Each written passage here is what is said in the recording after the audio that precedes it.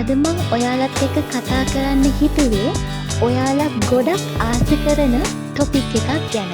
ඒ තමයි අපි කොහොමද සතුටින් ඉන්නේ කියලා. ඒ කියන්නේ හැපිනස් ගැන. අද වෙද්දි ගොඩක් මිනිස්සුන්ට නැති වෙලා ගිහිලා තියෙන එකක් තමයි මේ සතුට කියන්නේ.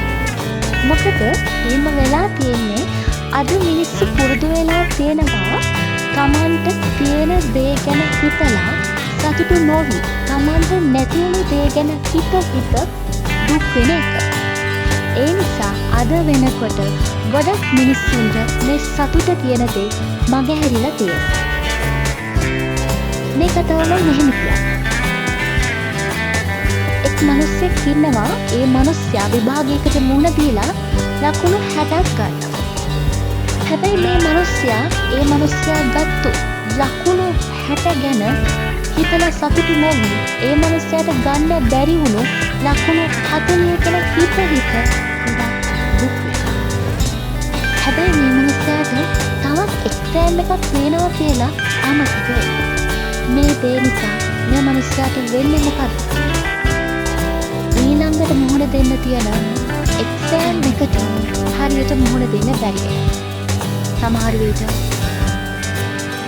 මේ මිනිහයාට නැතිනේ මේ කලින් එක්සෑම් එකකින් ලකුණු 40 වුණා.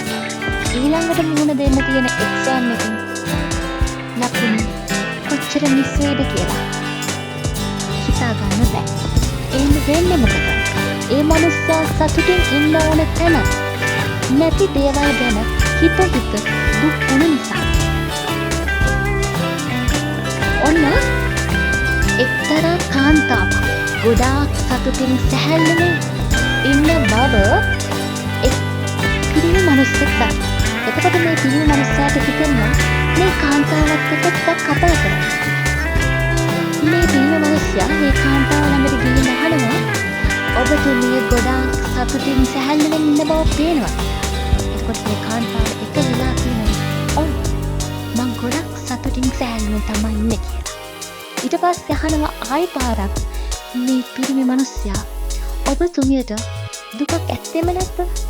එතකොට මේ කාන්තාව අහනවා ඇයි මං දුක් වෙන්නේ?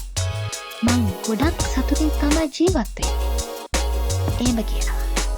එතකොට මේ මිනිහයා කල්පනා කරලා ආයි පාරක් මේ කාන්තාවගෙන් අහනවා ඔබතුමිය අද වෙනකොට අංග සම්පූර්ණ කාන්තාවක්. හැබැයි ඔබතුමිය හෙට වෙද්දී කන් ඇහිීමේ ප්‍රමාණය අඩු වෙලා තියෙන කාන්තාවක් බවට පත් වෙනවා කියලා. එතකොටත් ඔබට දුක නැද්ද? එතකොට මේ කාන්තාව උත්තර දෙනවා ඇයි මං දුක් වෙන්නේ? ඒ කියන්නේ මට අමතරව එන ශබ්ද වලින් මං නිදහස් කියන එකයි. ඒ කියන්නේ වෙනදටත් වඩා ඇහෙන ශබ්ද මට අද වෙද්දී ඇහෙනව අඩු වෙලා තියෙනවා. ඒ කියන්නේ මං කොච්චර සතුටු වෙන්න ඕනේ. ඉතින් ඒ දුක් වෙන්නේ කියලා.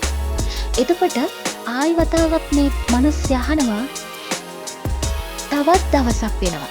එතකොට තවත් ඔබේ කන් ඇහිීමේ ප්‍රමාණය අඩු වෙනවා. එතකොටත් ඔබ ওই විදිහටම උත්තර දෙන්න කියලා.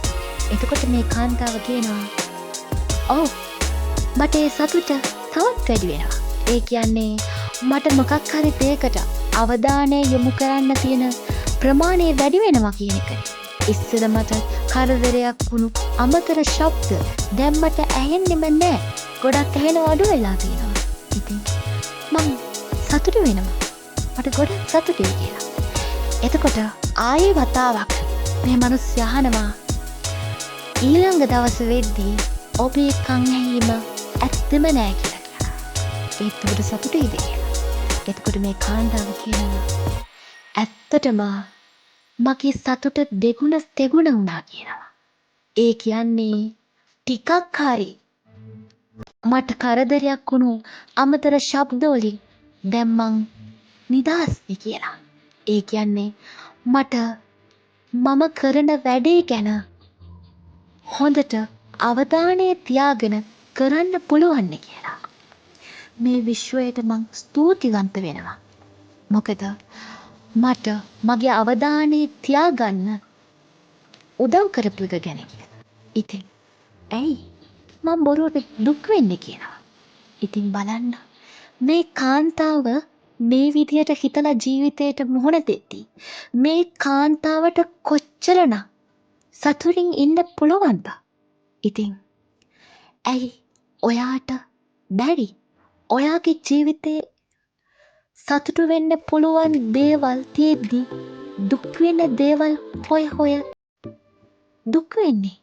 ඇයි ඔයාට බැරි සතුටු වෙමින් ඉන්න? ඇයි ඔයාට බැරි ජීවිතේ නැති වුණු දේවල් ගැන හිත දුක් වෙන්නේ නැතුව ඉන්න? ඒ දෙයින් වෙන්නේ එකම එක දෙයයි. ඒ දෙයින් වෙන්නේ ඔයා මුහුණ දෙන්න තියෙන තැන්වලට ඔයාට හරියට මුහුණ දී ගන්න බැරි වෙන එක. ඔයාගේ ඩ්‍රීම් එකට යන්න ඔයාට අමාරු වෙන එක. ඒ නිසා ඔයාට තියෙන දේෙන් ඔයා සතුටු වෙන්න. ඔයාට නැති දේවල් ගැන හිත ඔයා අදින් පස්සේ දුක් වෙන්න එපා. ජීවිතේ දිනන්න ගෙවෙන හැම තප්පරයකම සතුටින් ඉන්න. Good luck.